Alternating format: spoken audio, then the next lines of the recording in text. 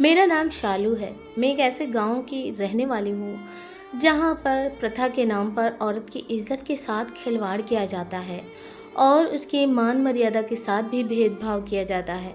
हमारा गांव पुराने ज़माने की सोच वाले लोगों से भरा पड़ा था, जहाँ पर आज की स्थिति में आकर भी पुरानी प्रथाओं को ज़्यादा वैल्यू दी जाती है।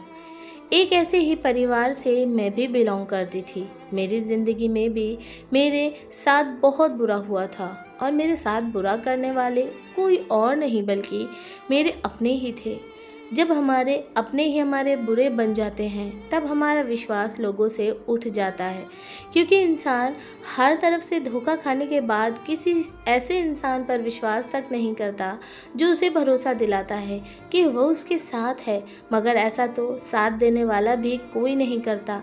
मेरे अपनों ने ही मुझे उस नर्क में पहुंचाया था जहां से निकलना मेरे लिए बहुत मुश्किल काम था, मगर जैसे तैसे इस नर्क से निकलकर मैंने अपनी जान को बचा लिया था।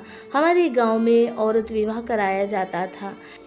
मैं ये नहीं जानती थी कि हमारे गांव की औरतें ये सब कैसे बर्दाश्त करती हैं, मगर मैं पढ़ी लिखी थी इसलिए इन बातों के सख्त खिलाफ थी और मेरे साथ भी यह लोग कुछ ऐसा ही करने वाले थे।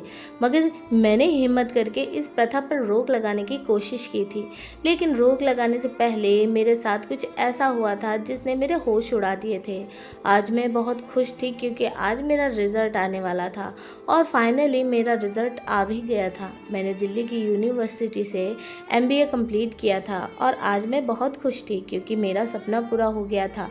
मैं ज़्यादा से ज़्यादा शिक्षा हासिल करना चाहती थी, मगर हमारे गांव की लड़कियों को ज़्यादा पढ़ने नहीं दिया जाता था। मैं अपने गांव की पहली ऐसी लड़की थी जिसने अपने माता पिता की मर्ज़ी के खिलाफ शहर जाकर पढ़ाई की थी। मैं अपने माता पिता की इकलौती बेटी थी। मेरी माँ मुझे बहुत प्यार करती थी। उन्होंने मेरी हर जिद को पूरा किया। हम लोग गरीब थे। मेरे पिताजी गांव में ही खेती बाड़ी करके हमारी ख्वाहिशों को पूरा किया करते थे। बचपन में मेरी माँ ने मुझे सरकारी स्कूल में एडमिशन दिलवा दिया था। सरकारी स्कूल में हाई स्कूल पढ़कर मुझे इतना इंटरेस्ट हुआ कि मैं शहर जाकर पढ़ना चाहती थी, मगर हमारे गांव की लड़कियों को शहर जाकर पढ़ने की परमिशन बिल्कुल भी नहीं थी। गांव के सरपंच जी का कहना था कि गांव की लड़कियां शहर जाती हैं तो बिगड़ जाती हैं और अगर उन्हें पढ़ने के लिए ज़्यादा छूट दी जाती है तो वो अपने माता पिता हमारे गांव के रस्मों रिवाज के खिलाफ जाने की कोशिश करती हैं। हमारे गांव के सारे ही लोग अपनी बेटियों को शहर भेजने से बहुत डरते थे। जब मेरा हाई स्कूल कंप्लीट हो गया तो मैंने जैसे तैसे इंटर भी पास कर लिया था, मगर अब मुझे आगे भी पढ़ना था, इसलिए मुझे शहर जाना था। मैं शहर जाकर पढ़ना चाहती थी क्योंकि शहर जाकर पढ़ने के बाद मैं अपने सपनों को पूरा कर सकती थी। मैं शहर जाने के सपने देख रही थी। मैं कभी कभी टीवी में देखती थी कि लड़कियां यूनिवर्सिटी में पढ़ती हैं, उनकी कितनी मज़े की लाइफ होती है। पढ़ लिख कर अपने माता पिता का नाम रोशन होता है और उनका सपना भी पूरा हो जाता है, मगर हमारे गांव की लड़कियां ऐसा सपना देखती थी तो उसे अपमान माना जाता था। हमारे गांव की लड़कियों को सपने देखने का कोई हक नहीं था। उनसे उनकी आंखों के सपने छीन लिए जाते थे और फिर उनको एक ऐसे नर्क में धकेल दिया जाता था जहां से निकलना उनके लिए बहुत मुश्किल था। मैं जानती हूँ कि हर लड़की की अपनी ख्वाहिश होती है। कुछ लड़कियों को पाबंदी भरी लाइफ अच्छी भी लगती है, जो सिर्फ अपने पेरेंट्स के लिए जीना चाहती हैं। उनके मुताबिक शादी कर दी जाती है और शादी करने के बाद अपने पति और ससुराल वालों को खुश करने के लिए अपनी सारी ज़िंदगी इन सब में ही बर्बाद कर देती हैं। इस बीच उनकी ज़िंदगी में सिर्फ एक ही चीज़ मिसिंग रहती है, जो कि उनकी लाइफ के इंजॉयमेंट होती है। पेरेंट्स की मर्ज़ी के मुताबिक शादी की, पति के घर जाकर उसके घर वालों का और उसका ख्याल रखा, बच्चे पैदा किए और फिर बच्चों का ख्याल रखा। इस सब के बीच औरत अपना ख्याल रखना तो भूल ही जाती है। ये कुछ लड़कियां ऐसी होती हैं जो ज़िंदगी को अपने मुताबिक जीना चाहती हैं। वो जब पैदा होती हैं तो अपनी आंखों में चमकता हुआ सपना लेकर पैदा होती है जिसे वो साकार करना चाहती है, मगर कुछ के पेरेंट्स उनका साथ देकर उनका सपना पूरा करवा देते हैं और कुछ के पेरेंट्स उनकी शादी करवाकर उनके सपनों को दबा देते हैं। मैं इन सारी लड़कियों में से बिल्कुल अलग थी। मैं अपनी आंखों में जिस सपनों को लेकर पैदा हुई थी उस सपने को जैसे तैसे पूरा करना चाहती थी। इस सब के बीच मैंने अपने पेरेंट्स की भी खुशी नहीं देखी थी।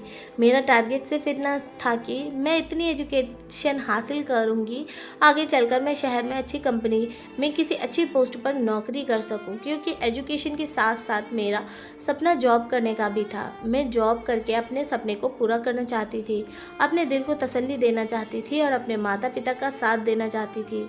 उनकी ज़िंदगी को आसान बनाना चाहती थी, उनको उस पुराने गांव से निकालना चाहती थी, क्योंकि हमारे गांव में मेरे पिताजी माँ से कहते थे कि हमें उम्मीद बेटियों से नहीं बल्कि बेटों से लगानी चाहिए।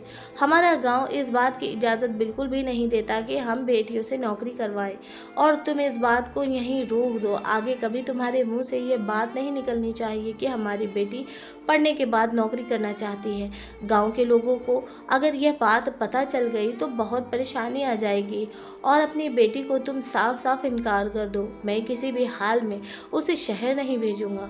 उससे कहो कि अपनी पढ़ाई पर रोक लगाए। बस उसने यहाँ से सरकारी स्कूल से इंटर कर लिया, वही बहुत है। अब ना तो शहर जाकर पढ़ने वाली जिद उसकी पूरी होगी और ना ही नौकरी करने वाली। बस अब वो जवान हो गई है और उसके रिश्ते भी आने शुरू हो गए हैं। मैं उसका कहीं से अच्छा रिश्ता देखकर उसकी जल्द से जल्द शादी करवा दूंगा। मेरी माँ पिताजी के मुंह से यह बात सुनकर खामोश हो गई थी, क्योंकि पिताजी के सामने तो वो भी हमेशा अपने पति के आगे सर झुका लिया करती थी। मगर जैसे तैसे मैंने भी अपने पिताजी को शहर जाने के लिए मना ही लिया था। मेरे पिताजी गांव के सरपंच जी से बहुत डरते थे, इसलिए गांव के लोगों को उन्होंने यही बताया कि उनकी बेटी कुछ दिनों के लिए शहर उनके किसी रिश्तेदार के यहाँ रहने के लिए जा रही है। मेरे पिताजी और मेरी माँ ने गांव वालों से क्या झूठ बोला था क्या नहीं, मुझे इस बात से कोई मतलब नहीं था। मुझे तो सिर्फ अपनी पढ़ाई पर ध्यान देना था, और मैं अपनी पढ़ाई पूरी करने के लिए दिल्ली यूनिवर्सिटी चली गई थी। और वहाँ जाने के बाद मैं वहीं पर हॉस्टल में रहने लगी थी। मुझे अपनी पढ़ाई पूरी करने में लगभग 5 साल लग गए थे। 5 साल बाद मैं अपनी पढ़ाई पूरी करने के बाद जब वापस अपने घर आई तो बहुत ज़्यादा खुश थी। मगर गांव में आने के बाद मैंने देखा कि गांव के माहौल में बिल्कुल भी बदलाव नहीं आया था। ये 5 साल मेरे माता पिता ने मेरे बिना गुजारे थे और मैंने भी उनके बिना गुजारे थे। उन लोगों को मेरी याद तो बहुत आई थी, मगर वो लोग मेरी ज़िद के आगे हार मान चुके थे। मेरी उनसे फ़ोन पर हर रोज़ बात होती थी। अब मेरा सपना था कि मैं नौकरी करना चाहती थी। मैंने गांव आने के बाद अपने पिताजी से इस बारे में बात की तो उन्होंने मेरे आगे हाथ जोड़ दिए थे और कहने लगे कि मुझे माफ़ कर दो बेटी, मैं तेरी ये ज़िद कभी भी पूरी नहीं कर सकता हूँ। तू नहीं जानती कि 5 साल मैंने किस तरह गांव वालों से झूठ बोल बोल कर गुजारे हैं। पिताजी ने बताया कि गांव के सरपंच जी को शक हो गया था कि तू शहर में पढ़ने के लिए गई है, मगर उसको मैंने कैसे संभाला ये मैं ही जानता हूँ। नौकरी करने की अगर सरपंच जी को और गाँव में किसी को भी कानो कान खबर हो गई तो हम लोगों को गांव से बाहर निकाल दिया जाएगा, क्योंकि तू अच्छी तरह से जानती है हमारे गांव की लड़कियां ना तो ज़्यादा पढ़ती हैं और ना ही उन्हें नौकरी करने की परमिशन दी जाती है। हमारे गांव की लड़कियों को सिर्फ और सिर्फ अपनी गृहस्थी संभालने के लिए जल्द से जल्द उनकी शादी करवा दी जाती है। अब मैं तेरी किसी बात को नहीं सुनूंगा, बस मैं तेरी जल्द से जल्द शादी करवाना चाहता हूँ। अब मैं तेरे लिए रिश्ते तलाश कर रहा हूँ ताकि तेरी शादी करके मैं चैन सुकून से अपनी ज़िंदगी गुजार सकूँ। अपने पिता की बात सुनकर मैं बहुत निराश हो गई थी, क्योंकि मैं अभी इतनी जल्दी शादी नहीं करना चाहती थी। मगर पता नहीं मेरे पिताजी को क्या हो गया था। इस बार उन्होंने मेरी किसी भी बात को न मानने की ठान ली थी। मेरी माँ भी अब मुझे बहुत समझा रही थी। उन्होंने कहा कि बेटी, गांव वाले हम पर तुम्हारी शादी का दबाव बना रहे हैं, क्योंकि तुम्हारी शादी की उम्र हो गई है। तुम्हारी उम्र की लड़कियों की शादी हो चुकी है और वे चाहते हैं कि तुम्हारी शादी हो जाए ताकि गांव में हमारे लोगों के सामने नाक न कटे। मैं बहुत परेशान हो रही थी। मैं अपने गांव की इस रस्म को ख़त्म करना चाहती थी कि लड़कियों की शादी कम उम्र में नहीं होनी चाहिए। उन्हें उनकी ज़िंदगी गुजारने के लिए थोड़ा स्पेस देना चाहिए। मगर गांव के रिवाजों के खिलाफ आज तक कोई नहीं जा सका था, तो फिर मैं भी कुछ नहीं कर सकती थी। मेरे पिताजी ने मेरे लिए रिश्ता तलाश करने शुरू कर दिए थे। मैं अपने पिताजी और माँ को बहुत समझा रही थी, मगर वो लोग मेरी कोई बात सुनने के लिए तैयार ही नहीं थे। उल्टा वो लोग मुझसे ही कहते थे कि अब तुम खामोशी से शादी कर लो, क्योंकि हमने सारी ज़िंदगी तुम्हारी बात मानी है। अब तुम अपने माता पिता की इज्जत को मिट्टी में मत मिलाओ और हमारी बात मानकर खुशी खुशी अपने ससुराल की हो जाओ। मेरे पास अब अपने माता पिता की बात मानने के अलावा और कोई चारा नहीं था, क्योंकि वो लोग मुझे काफ़ी इमोशनली ब्लैकमेल कर चुके थे। हमारे गांव की लड़कियों को तो इतनी भी परमिशन नहीं थी कि वो अपनी किसी पसंद के लड़के से शादी कर सके। जो लड़का लड़की एक दूसरे से प्रेम करते थे उन दोनों को कड़ी से कड़ी सज़ा दी जाती थी, या फिर लड़का लड़की गाँव से भाग शादी कर लिया करते थे तो उनके माता पिता को कड़ी से कड़ी सज़ा दी जाती थी। उनके माता पिता सारी ज़िंदगी अपने बच्चों को कोसते रहते थे। अगर लड़का लड़की हाथ भी लग जाते थे तो उनको मौके पर ही मार दिया जाता था और उनकी लाश को जंगलों में फेंक दिया जाता था, क्योंकि ऐसा करने से गांव की इज्जत पर दाग लग जाता था। यह सब कुछ हमारे गांव के सरपंच जी का कहना था। इसलिए हमारे गांव में बहुत कम केसेस ऐसे होते थे जो लड़का लड़की एक दूसरे से प्रेम करते हों। मैं तो इन बातों में थी ही नहीं। मैंने शुरू से ही अपनी पढ़ाई पर ध्यान दिया था और यही मेरा लक्ष्य था। अब मुझे अपने सारे सपने टूटते हुए नजर आ रहे थे, मगर मैं क्या कर सकती थी। मुझे भी अपने माता पिता की जान की बहुत परवाह थी, उनकी इज्जत का बहुत ख्याल था। इसलिए मैंने अपना सिर झुका दिया था और जहाँ पर वो लोग मेरी शादी करवाने जा रहे थे मैंने खामोशी से हाँ करती थी। मेरे पिताजी ने बड़ी मेहनत से मुझे पढ़ाया लिखाया था और अब उन्होंने मेरी शादी के लिए मेरा काफ़ी सारा दहेज भी इकट्ठा कर लिया था और अपने सपनों को अपने ही दिल में दबाकर मैं अपने ससुराल को चली गई थी। मैंने अपने ससुराल के लोगों की तारीफ गांव वालों से बहुत सुनी थी। लोग मुझे खुशकिस्मत कहते थे कि मैं गांव के ज़मींदार के यहाँ शादी करके जा रही हूँ और उनके घर की बहू बन रही हूँ। मेरे ससुराल में मेरे सास ससुर और मेरे पति के अलावा सिर्फ एक देवर था। मेरे ससुर का घर काफ़ी बड़ा था। यहाँ पर एक नौकरानी भी काम करती थी, उसका नाम मीना था। मैं यह देखकर चौंक गई थी कि मीना की उम्र सिर्फ 16 साल थी और इस घर के सारे काम वो किया करती थी। मेरा पति घर का सबसे बड़ा बेटा था। शादी की रात जब मेरा पति कमरे में आया तो उसने अपना हक मुझसे ले लिया था, मगर मुझे सोच सोच कर अफसोस हो रहा था कि मेरे पेरेंट्स ने मेरी शादी ये कैसे इंसान के साथ करवाई थी जो कि बिल्कुल भी पढ़ा लिखा नहीं था। अब जैसा भी था जो भी था वही मेरा पति था और मुझे उसके साथ ही अपनी सारी ज़िंदगी को गुजारना था। इसलिए मैं खामोश रही। मेरी सास मुझसे घर के सारे काम काज कराती थी, खुद तो वो सारा दिन गांव की औरतों के साथ बातें करने में लगी रहती थी और मुझे घर की सारी जिम्मेदारी दे दी थी और मैं और मीना घर के सारे काम किया करते थे। मैंने एक दिन बातों ही बातों में मीना से पूछा था कि वो हमारे घर पर नौकरी क्यों करती है जबकि उसकी इतनी कम उम्र है और उसको तो इस उम्र में अपनी शिक्षा पर ध्यान देना चाहिए था, बल्कि वो लोगों के घरों में काम करती है।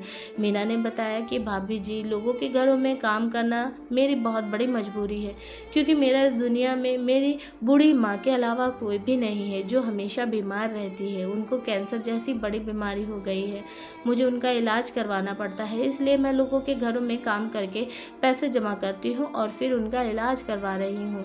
इस घर में जो खाने के लिए बचता है वो मैं घर पर ले जाती हूँ और मेरी माँ और मैं साथ बैठकर खाते हैं। बस यही मेरी ज़िंदगी है। हम लोगों के लिए इस समय 2 वक्त की रोटी दुश्वार है और आप शिक्षा हासिल करने की बात करती हैं। मैं मीना की बातें सुनकर खामोश हो गई थी। मुझे आज अपने पिताजी की बहुत याद आ रही थी, जिन्होंने इतनी मेहनत करके मुझे पढ़ाया लिखाया था। मैं बहुत भाग्यशाली हूँ कि मैंने इतनी भी एजुकेशन प्राप्त की है। इस गाँव में बहुत सी ऐसी लड़कियाँ हैं जिसे ढंग से अपना नाम तक लिखना नहीं आता है। मैं तो फिर भी उनसे कई गुना बेहतर हूँ। मैंने देखा था कि मीना बहुत फटे पुराने कपड़े पहनती थी। मैंने उसको अपने कुछ पुरानी साड़ियाँ और उसकी माँ के इलाज के लिए थोड़े बहुत पैसे दे दिए थे। एक दिन मैंने देखा कि मीना किचन में काम कर रही थी, उसके कपड़ों की हालत बहुत बुरी थी, तो मैंने उसे अपना एक सूट निकाल कर दे दिया और ऐसा करते हुए मुझे मेरी सास ने देख लिया। उन्होंने तभी अचानक किचन में आकर मुझे डांटना शुरू कर दिया था। वो कहने लगी, इस नौकरानी को इतना सर पर चढ़ाने की ज़रूरत नहीं है। मैंने अपनी सास को समझाया, माँ जी, ये जवान लड़की है और इस तरह के फटे हुए कपड़े पहनना इसे शोभा नहीं देता। यह बेचारी गरीब है, ये नए कपड़े नहीं खरीद सकती, इसलिए मैं इसको अपने कपड़े दे देती हूँ। इसमें कोई सी बड़ी बात तो नहीं है, आप तो इस छोटी सी बात का इशू ही बना दिया है। मेरी इतनी सी बात का कहना था कि मेरी सास ने एक ज़ोरदार थप्पड़ मेरे मुंह पर मार दिया। अपनी सास को देखकर मैं हैरान रह गई थी।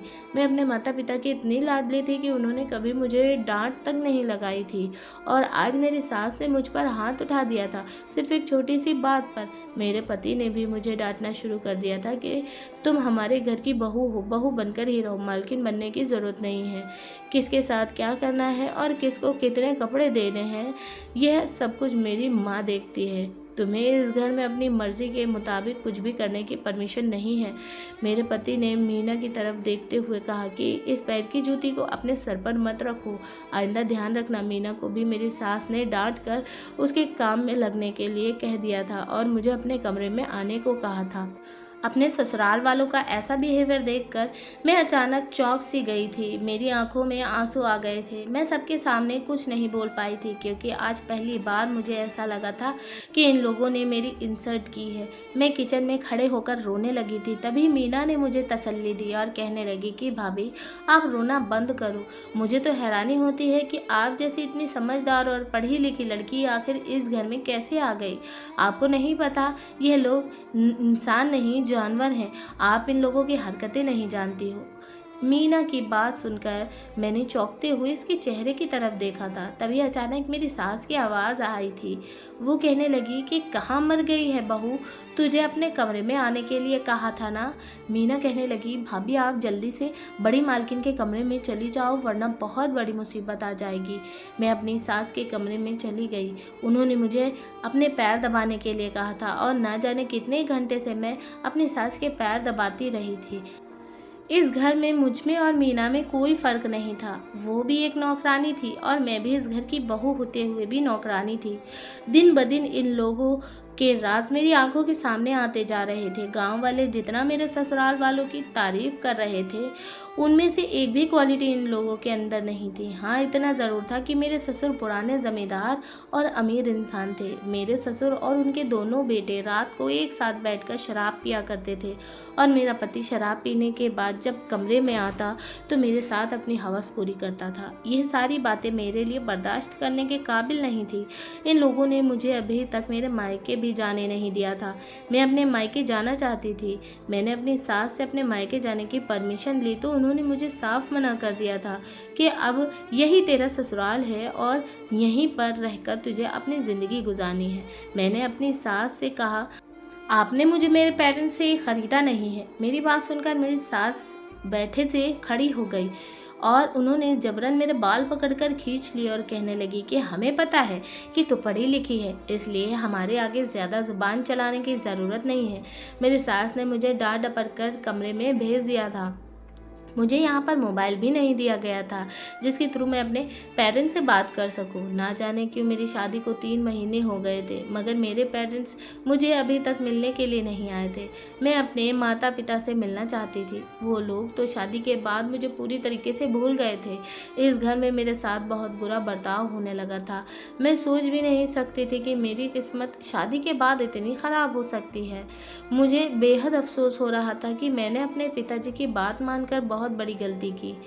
उनको मेरे साथ ऐसा नहीं करना चाहिए था। जिन लोगों को वो मेरे लिए अच्छा समझ रहे थे, वो लोग मेरे लिए इतने भी बुरे हो सकते थे, मुझे नहीं पता था। समय इसी तरह से गुजरता गया और मेरी शादी को 9 महीने हो गए। अब मेरी सास ने एक बड़ी ही अजीब हरकत मेरे साथ करनी शुरू कर दी थी। वो दिन रात उठते बैठते मुझे बच्चा पैदा करने के लिए कहती थी। अब मेरा बच्चा पैदा नहीं हो रहा था तो इसमें मेरी कोई गलती नहीं थी। मेरी प्रेगनेंसी में इतना समय क्यों लग रहा था ये मैं नहीं जानती थी। मैं इतनी पढ़ी लिखी और समझदार होने के बावजूद भी अपने ससुराल वालों से बहुत डर कर रहती थी। उनके सामने मेरी आवाज़ तक नहीं निकलती थी। ना जाने क्यों मेरे साथ ऐसा हो रहा था। बस मैं दिन रात रोती रहती थी। मुझे इस घर में तसल्ली देने वाली सिर्फ मीना ही थी, उसके अलावा कोई भी नहीं था। एक दिन मैं अपने कमरे की अलमारी के पास खड़ी हुई अलमारी के कपड़े सेट कर रही थी। अचानक मेरा देवर कमरे में अंदर आया। मैंने अपने देवर से पूछा कि जी भैया, आपको कुछ चाहिए क्या? तो उसने मेरे करीब आते ही मेरे गाल को छुआ और कहने लगा कि हाँ शालू जी, आज तो हम आपसे वो लेने आए हैं जिसके लिए हम काफ़ी समय से तरस रहे हैं। और मैं खुद भी पीछे की तरफ हो गई। मैंने अपने देवर से कहा कि वरुण भैया, तुम यह क्या कर रहे हो? तो मेरा देवर कहने लगा, क्या कर रहे हो का क्या मतलब? बस जो परंपरा है उसको निभाने आया हूँ। मेरा देवर फिर से मेरे करीब आकर मुझे छूने की कोशिश कर रहा था। मैंने अपने देवर के मुंह पर एक जोरदार थप्पड़ मार दिया, क्योंकि मैं सब कुछ बर्दाश्त कर सकती थी, मगर अपने देवर की ऐसी बदतमीजी मुझसे बर्दाश्त नहीं हुई थी। बदले में मेरे देवर ने भी मुझे मारना पीटना शुरू कर दिया था और मैं ज़ोर ज़ोर से चिल्लाने लगी थी। मैं कभी अपने पति को आवाज़ लगाती तो कभी अपनी सास को। मेरा पति, मेरे सास, ससुर सब लोग कमरे में आ गए थे। मेरी सास ने कमरे के अंदर आते ही कहा कि अरे किस बात का शोर मचाया हुआ है। मैं जल्दी से अपनी सास के गले लग गई और उनसे कहने लगी, देखो ना माँ जी, वरुण भैया मेरे साथ क्या कर रहे हैं। यह मेरे साथ बदतमीजी करने की कोशिश कर रहे हैं। और मैंने अपने पति से भी कहा कि देखो आपका भाई मेरी इज्जत पर हाथ डालने की कोशिश कर रहा है, आप इसे समझाओ, मैं इसकी भाभी हूँ, ये मेरे साथ ऐसा नहीं कर सकता। फिर मेरी सास ने एक ऐसी बात कही जिसे सुनकर मेरे होश उड़ गए थे। उन्होंने कहा, ये अपनी मर्जी से नहीं बल्कि मेरी इजाज़त लेकर ही यहाँ आया है। मेरे दोनों ही बेटे बहुत आज्ञाकारी हैं, अपनी माँ की मर्ज़ी के खिलाफ कभी नहीं जाते, हमेशा अपनी माँ की आज्ञा का पालन करते हैं। मेरी सास मेरे गाल पर हाथ रखकर कहने लगी, अरे बहू, ये तो बहुत अच्छी बात है कि दोनों भाइयों के बीच आगे चलकर मोहब्बत बनी रहेगी। तो हमें अभी तक अपने पति से बच्चा नहीं दे पाई है, तो तेरा देवर तेरे इस काम में मदद करेगा। अब तेरे पति का बच्चा हो या तेरे देवर का बच्चा, तो जन्म तो वो तेरे ही कोख से ही लेगा ना, और बच्चे के पिता दोनों भाई कहलाएंगे। आगे चलकर इन दोनों के बीच ज़मीन के बंटवारे भी नहीं होंगे, बल्कि ये दोनों खुशी खुशी एक ही जायदाद में अपनी ज़िंदगी को गुजारेंगे। अपनी सास की बात सुनकर मेरे पैरों तले से ज़मीन निकल गई थी। मेरी सास ने फिर साफ साफ शब्दों में कह दिया कि यह तेरे साथ सुहागरात मनाने आया है और आगे भी मनाता रहेगा। तू बहुत भाग्यशाली है जिसे एक नहीं घर के दो दो मर्दों का प्यार मिलेगा। मैं बुरी तरह से रोने लगी। मैंने अपने पति से कहा कि माँ जी, ये कैसी बातें कर रही हैं, मैं तो आपकी पत्नी हूँ और सिर्फ आपकी ही पत्नी बनकर रहना चाहती हूँ। ऐसा कैसे मुमकिन हो सकता है कि वरुण भैया मेरे साथ नहीं। तो मेरा पति कहने लगा कि यही हमारे गांव की प्रथा है और तुझे हमारे गांव की प्रथा के मुताबिक ही चलना होगा। बच्चा मैं पैदा करूँ या मेरा भाई, इसमें कोई बुरी बात नहीं है। तुझे इस घर में रहना होगा तो हम दोनों की पत्नी बनकर ही रहना होगा। हमारी प्रथा यही कहती है, जिस घर में 2 भाई हों या 6 भाई हों, उन सब की एक ही पत्नी होनी चाहिए। ऐसा करने से भाइयों के बीच में ज़मीन के बंटवारे नहीं होते और सारे भाई एक साथ खुशी खुशी रहते हैं। तुझे तो खुश होना चाहिए कि तेरा बच्चा सारी जायदाद का एक लौता ही मालिक होगा। अपने पति की बात सुनकर मैंने कहा, नहीं, ऐसा नहीं होने दूंगी। मैं ऐसी घटिया और घिनौनी प्रथा को नहीं मानती। मेरे पति ने मेरे गाल पर एक जोरदार थप्पड़ मार दिया। मेरी सास हंसते हुए कहने लगी, देखा मेरे दोनों बेटे कितने आज्ञाकारी हैं। ये कहकर सारे लोग कमरे से निकल गए, सिर्फ मेरा देवर ही बचा था। मैं चीखती रही, चिल्लाती रही, मगर किसी ने मेरी बात नहीं सुनी और मेरे देवर ने मेरी इज्जत को तार तार कर दिया। अब हर रोज़ मेरे साथ ऐसा ही होने लगा था। पहले मेरा पति मेरे साथ अपनी हवस को पूरी करता और फिर थोड़ी देर के बाद मेरा देवर आ जाता था। मुझे अपनी ज़िंदगी बुरी लगने लगी थी। मैं इस घिनौनी प्रथा का लगातार शिकार हो रही थी। मुझे अपनी ज़िंदगी से नफरत होने लगी थी। बस मुझे किसी तरह से अपने माता पिता की तलाश थी। मैं उनसे सवाल करना चाहती थी कि आखिर आप लोगों ने मेरी शादी इस घर में क्यों करवाई। आप लोग अपने गांव की प्रथाओं की अच्छी तरह से जानते थे, तो फिर आपने अपनी बेटी को इस प्रथा का शिकार होने के लिए क्यों छोड़ दिया। मैं बड़ी ही मुसीबत भरी ज़िंदगी गुजार रही थी। फिर मुझे एक ऐसी खबर मिली जिसने मुझे चौंका कर रख दिया। मैं गर्भवती थी। ये बच्चा मेरे पति का था या देवर का था, मुझे नहीं पता था। मेरे ससुराल वाले बहुत खुश थे और मेरे ससुराल में खुशियाँ मनाई जा रही थी कि उनके घर में अब उनका वारिस आने वाला है। मेरी शादी को इतना समय हो गया था, इन लोगों ने मुझे इस काल कोठरी में बंद करके रखा था। मैं सिर्फ घर में ही रहती थी। मुझे घर से बाहर निकलने की बिल्कुल भी परमिशन नहीं थी। मैं चाहकर भी अपने लिए कुछ नहीं कर पा रही थी। मैं जैसे तैसे घर से निकलना चाहती थी, क्योंकि मैं इस गांव के माहौल में और इस परिवार के माहौल में अपने बच्चे को बिल्कुल भी पैदा नहीं करना चाहती थी। मैं अपने बच्चे को इन दरिंदों के हवाले नहीं करना चाहती थी।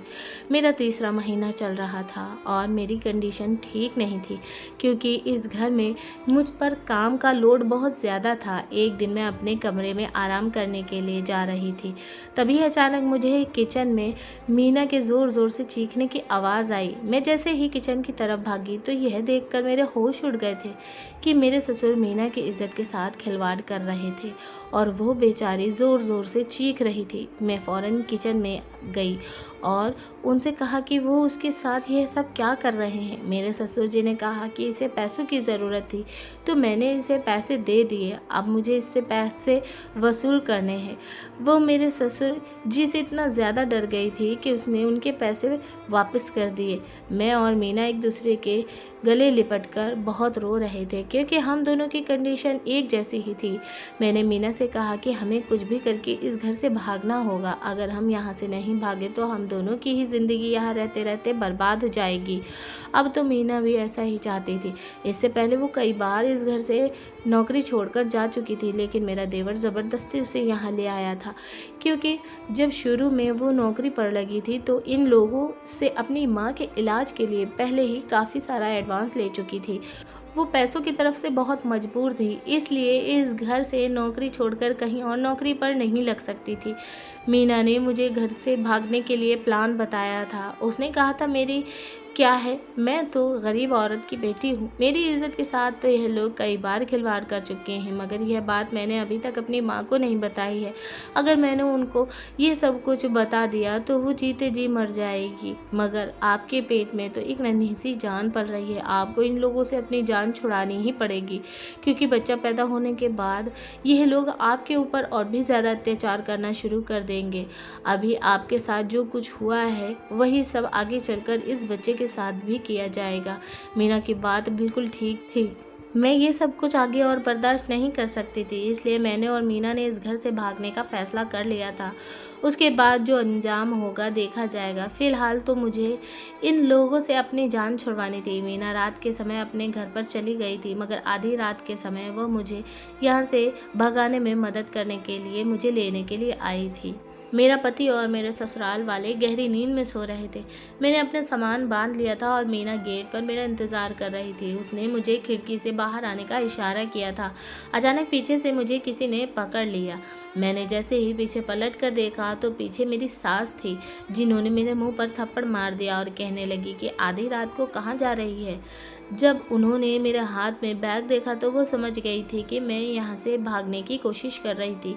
मेरी सास इतनी देर में शोर मचाने ही वाली थी कि मैंने जल्दी से अपनी सास को ज़मीन पर ज़ोरदार धक्का दे दिया। वो ज़मीन पर गिरते ही चीखने चिल्लाने लगी और मैं जल्दी से दरवाजे पर लगे हुए ताले को चाबी से खोलने लगी। ताले की चाबी के बारे में हमेशा मुझे पता रहता था कि वह कहाँ रखी हुई है, इसलिए मैंने ताले को जल्दी जल्दी खोलने की कोशिश की ताकि मैं घर से बाहर निकल सकूं। घबराहट की वजह से मेरे हाथ पैर काँप रहे थे, जबकि घर के बाहर खड़ी हुई मीना भी बुरी तरह से घबरा रही थी। इतनी ही देर में मेरा पति आ गया और उसने मुझे पकड़ लिया क्योंकि मेरी सास चिल्लाते चिल्लाते घर में काफ़ी सारा शोर डाल चुकी थी। मीना को पता चल गया था कि मैं पकड़ी गई हूँ, इसलिए वो बाहर से ही भाग गई। मेरे ससुराल वालों ने मुझे घर से भागने पर इतना मारा कि मेरा मिसकैरेज हो गया था और मेरे शरीर पर काफ़ी सारे घाव के निशान हो गए थे। मैं बुरी तरीके से घायल हो चुकी थी और फिर मैं बेहोश हो गई। सुबह जब मेरी आँख खुली तो ये देखकर मैं दंग रह गई थी कि मैं अस्पताल में मौजूद थी और मेरी आंखों के सामने पुलिस वाले खड़े हुए थे। पुलिस वालों को देखकर मैं अचानक घबरा गई थी। पुलिस वाले मुझसे बयान लेने के लिए आए थे। दरअसल कल रात जो मेरे साथ हादसा हुआ था, जिसमें मेरे ससुराल वालों ने मुझे बुरी तरीके से मारा पीटा था, उस हादसे के दौरान मीना आधी रात के समय भागकर अपने घर नहीं बल्कि पुलिस स्टेशन चली गई थी और उसने मेरे ससुराल वालों के खिलाफ रिपोर्ट दर्ज कर दी थी। पुलिस जब मीना के साथ मेरे ससुराल पहुंची तो उन लोगों ने मुझे जब इस तरह की गंभीर अवस्था में देखा तो उन्होंने मुझे अस्पताल में भर्ती कराया और मेरे ससुराल वालों को अरेस्ट कर लिया था। उन्होंने मुझे बताया कि मीना ने तुम्हारे ससुराल वालों के खिलाफ रिपोर्ट दर्ज कराई है और वो मौके पर ही हमें तुम्हारे ससुराल ले गई थी, जहाँ से हमें तुम गंभीर अवस्था में मिली हो। हमने उन लोगों को अरेस्ट कर लिया है। तुम्हें डरने की अब कोई ज़रूरत नहीं है। तुम्हें अब हमें सब कुछ सच सच बताना होगा। मैंने पुलिस को सब सच सच बता दिया था। ये लोग प्रथा के नाम पर मेरे साथ कितनी दरिंदगी करते थे, और तो और इन लोगों की दरिंदगी का शिकार मीना भी कई बार हो चुकी थी। पुलिस ने मेरे बयान लेने के बाद मेरे ससुराल वालों के खिलाफ एक्शन लेना शुरू कर दिया था। मैंने पुलिस वालों से हाथ जोड़कर कहा था कि मैं अपने ससुराल वापस नहीं जाना चाहती। उन लोगों से मुझे डर लगता है, प्लीज़ आप लोग मुझे उनसे बचा लीजिए। पुलिस वालों ने मुझे भरोसा दिलाया था कि तुम्हारे साथ ज़रूर इंसाफ किया जाएगा। मेरा बच्चा तो इस दुनिया से जा चुका था। मुझे अपने बच्चे को खोने का बेहद अफसोस था। मैं अस्पताल में ही थी जब मेरे माता पिता मुझसे मिलने के लिए आए थे। उन्हें देखकर मेरी आंखों में अजीब सी चमक आ गई थी, मगर फिर मुझे एहसास हुआ कि आज यह लोग इतने समय के बाद मुझसे मिलने के लिए आए हैं। मैंने अपने माता पिता से सवाल किया कि क्या इस पूरे 1.5 साल में आप लोगों को अपनी बेटी की याद नहीं आई। मेरी माँ मुझे देखकर बिलक बिलक कर रोने लगी थी, जबकि मेरे पिता की आंखों में भी मुझे शर्मिंदगी साफ महसूस हो रही थी। मेरे पिताजी ने शर्मिंदा होते हुए मेरे सामने हाथ जोड़ दिए और कहने लगे कि मुझे माफ़ कर दे बेटी। मैं नहीं जानता था कि ये लोग इतने घटिया लोग हैं कि मेरी बेटी की हालत इतनी ख़राब कर देंगे। मेरे पिताजी ने बताया कि मैं अपना सारा पैसा तेरी पढ़ाई पर खर्च कर चुका था। मेरे पास तेरी शादी के लिए पैसे नहीं बचे थे। जब तू शहर से पढ़ने के बाद गांव आई तो ज़मींदार ने तुझे अपने बेटे के लिए पसंद कर लिया था और वो मुझ पर तुझे अपने घर की बहू बनाने के लिए दबाव डाल रहा था, मगर मेरे पास इतने पैसे नहीं थे कि मैं तेरी इतनी जल्दी शादी कर सकूं। ज़मींदार ने मुझे लालच दिया था कि वो मुझे मेरी बेटी के बदले 5 लाख रुपए देगा, जिससे मैं अपने घरेलू हालात भी ठीक कर सकता हूँ और उससे तेरे लिए मामूली सा दहेज भी इकट्ठा कर सकता हूँ। जब जमींदार के बेटे ने तुझे देखा तो उसे भी तू बहुत पसंद आ गई थी, इसलिए उसने मुझे 5 लाख रुपए और दिए और कहा कि वो जल्द से जल्द शादी करना चाहता है और उसे दहेज में भी कुछ नहीं चाहिए।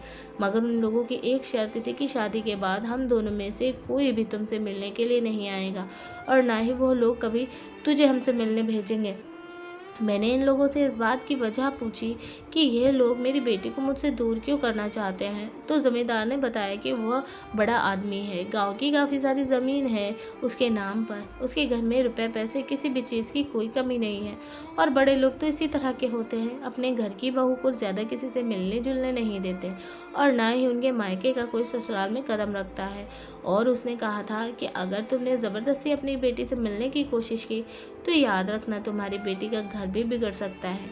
मैं तो बस हमेशा तुझे तेरे ससुराल में खुश देखना चाहता था, यही वजह थी कि हमने कभी तेरी खबर लेने की कोशिश नहीं की।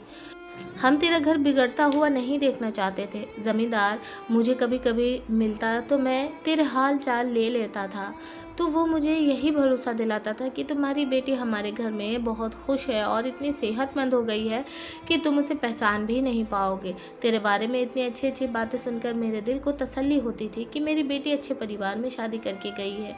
कल रात जब गांव में यह बात फैल गई कि पुलिस वाले आ करके तेरे ससुराल वालों को गिरफ्तार करके ले गए हैं, तो मैं दौड़ते हुए तेरे घर पहुंचा। तुझे ऐसी हालत में देखकर मुझे बहुत अफसोस हुआ था। मैंने अपने पिताजी से कहा तो आप लोगों ने मुझे ज़मींदार के हाथों बेच दिया था और फिर पलटकर कभी खबर लेने की कोशिश नहीं की, इसलिए ना ताकि आपकी बेटी का घर बिगड़ ना सके।